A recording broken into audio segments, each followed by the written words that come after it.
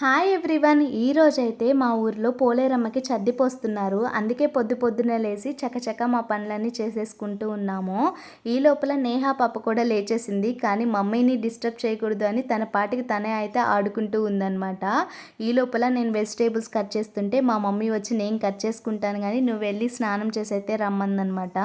నేను స్నానం చేసి వచ్చేసరికి మా అమ్మ ఇల్లు కూడా తుడిచేసింది. నేను వచ్చేసి దేవుడికి పూజ చేసేసుకొని కాళ్ళకి పసుపు పూసుకొని చద్ది కలిపేసి అయితే ఫ్లవర్స్ అన్నీ కోసేసుకొని దేవుడి దగ్గరికి తీసుకొని వెళ్ళాల్సినవన్నీ సిద్ధం చేసుకున్నాను. ఇలా అన్నీ సిద్ధం చేసుకొని చద్ది తీసుకొని అయితే దేవుడి దగ్గరికి అయితే వెళ్ళిపోయాను. నేను అక్కడికి వెళ్ళేసరికి అందరైతే ఆల్రెడీ వచ్చేసి చద్ది పోసిన వాళ్ళు పోసినట్టు దర్శనం చేసుకొని అయితే వెళ్ళిపోతూ ఉన్నారు.